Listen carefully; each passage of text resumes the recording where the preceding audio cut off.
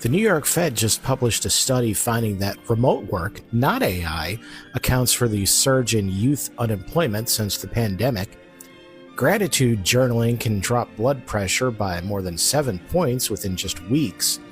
And hotels near Crater Lake National Park are sitting empty this summer, and not for the reason you might expect. This is News SideQuest, the show for people who want to know what else happened today besides what everyone is currently furious about. I'm Keith Conrad. Let's get into it.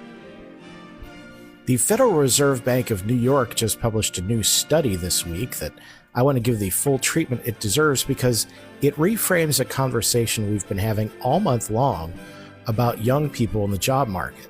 The unemployment rate for young college graduates swelled to 5.6% in March, up from 3.6% before the pandemic. The New York Fed estimates that remote work accounts for 64% of that increase. The study compared the occupations that can be done remotely, things like software development, finance, marketing, with those that require physical presence, like nursing. The unemployment rate among young college graduates in remotable jobs rose by a full percentage point from pre-pandemic levels. For older workers in those same fields, people 29 and over, the jobless rate actually declined a little bit. The gap between young and old workers exists almost entirely in jobs that can be done from home. The explanation the researchers offer is straightforward. They said employers may not want to hire fresh graduates onto distributed teams because it is more difficult to teach them the requisite skills from afar. One Fortune 500 company examined in this study explicitly hired fewer inexperienced workers during the pandemic because of challenges to mentorship and training from a distance, a dynamic the researchers say is likely playing out much more broadly now. Here's the finding that I think matters the most for the AI conversation we've been having since the beginning.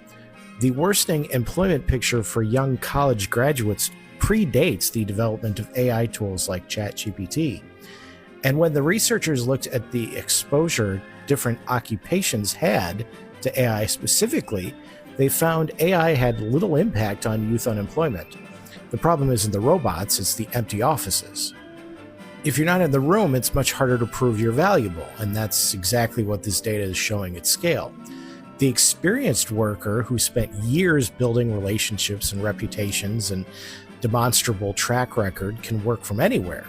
The new graduate who has none of that yet is invisible on distributed teams in a way that they simply aren't when they're physically present.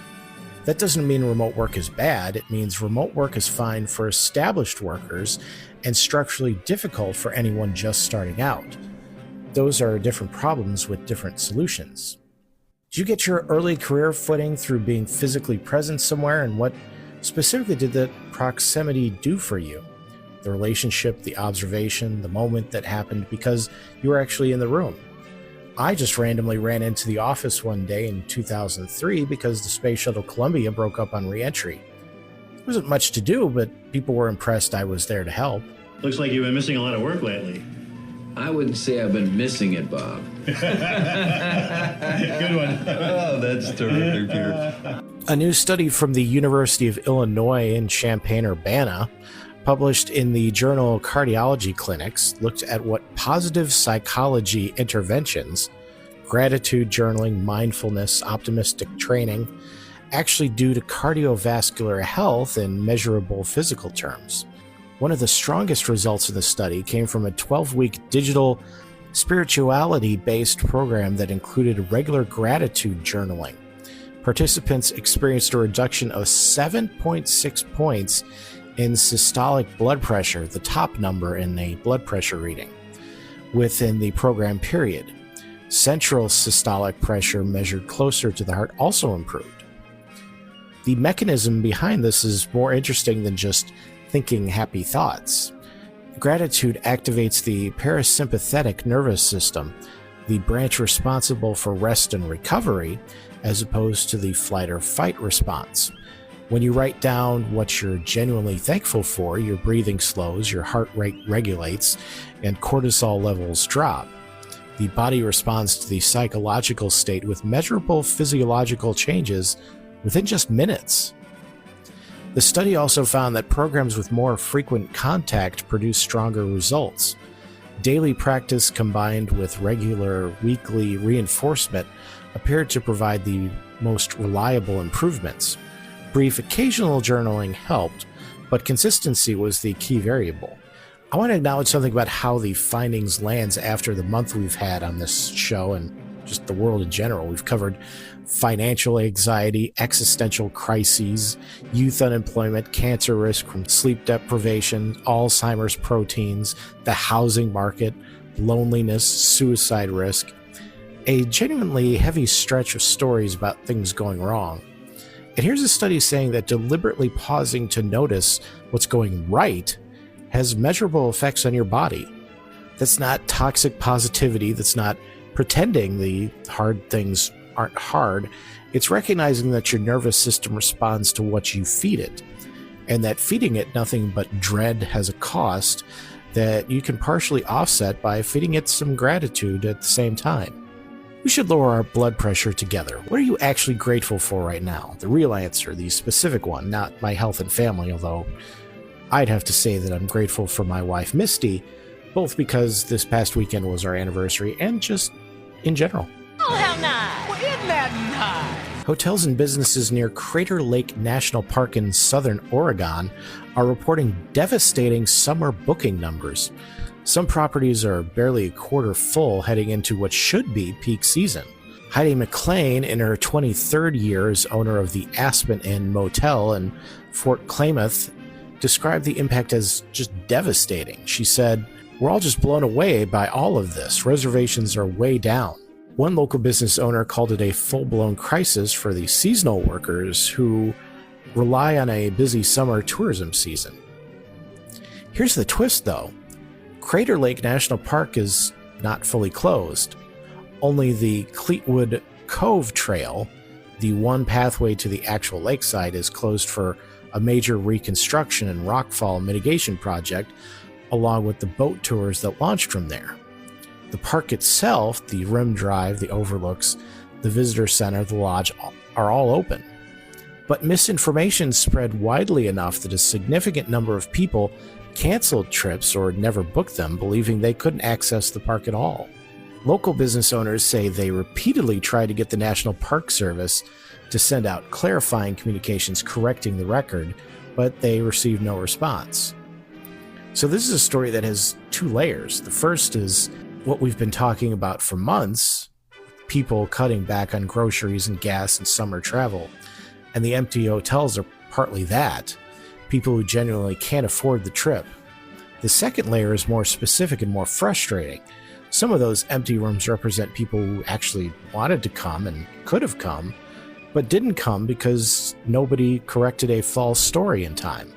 That second failure is fixable. The first one isn't, at least not this summer. We've been talking for months about people struggling with gas and groceries, and the summer travel picture was predictable. The Brookings data we covered Friday, 45% of households can't cover basic necessities. A 1,000 annual increase would tip 3 million people over the edge. Doesn't leave a lot of room for a week at a national park. We're seeing what economic pressure looks like when it lands on the summer. So what's your plans this summer, and how is it different from what you would have done 2 or 3 years ago? Whether you're doing less, doing different, doing fine, or somewhere in between. Sorry, folks, park's closed. The moose out front should have told you. On SideQuest, we're right at the night of the collision in the Titanic series. Episode 7 is the moment everything changes. The iceberg, the impact, the first hours of what's about to unfold. If there's ever a time to be a paid subscriber and get the full extended cut, this is it. Find SideQuests wherever you get your podcasts or through Substack. Bravo! That'll be hard to top. I pity the next. Tale of Interest. A lost chicken in Pittsburgh was taken in by police after being rescued from a road, given temporary housing at the station, and dubbed a recruit. I dream of a world where a chicken can cross the road without having its motives questioned. That world has not yet arrived, but at least this chicken got a badge. What's the matter, Colonel Sanders? Chicken Fishermen off the coast of Scotland hauled up a mysterious yellow submarine from the seafloor, triggering a military investigation and questions about its origin. It turned out to belong to the UK Ministry of Defence, a piece of unmanned underwater equipment that had gone missing. Just remember, we all used to live in that thing. Andre, you've lost another submarine? Your kitchen sponge is releasing microplastics into your dishes every time you wash them, according to a new study. Researchers found that polyurethane and melamine sponges shred hundreds of thousands of microplastic particles per use. We probably already suspected our kitchen sponge was disgusting. The microplastics are simply a more specific kind of disgusting than we previously documented. Gross. A dispute over a $200,000 Lego Star Wars collection has triggered multiple lawsuits in a viral YouTube investigation. The collection, assembled over many years, is at the center of a legal and social media battle involving multiple parties and competing claims of ownership. $200,000 is almost enough to buy an entire Lego Titanic set. The case is ongoing. You filthy criminals. That's it for News Side Quest. 3 questions dangling out there. How physical presence shaped your early career, what you're actually grateful for right now, and what your summer looks like compared to a few years ago. Email me at newsidequest@gmail.com or hit me up in the Substack comments. See you tomorrow.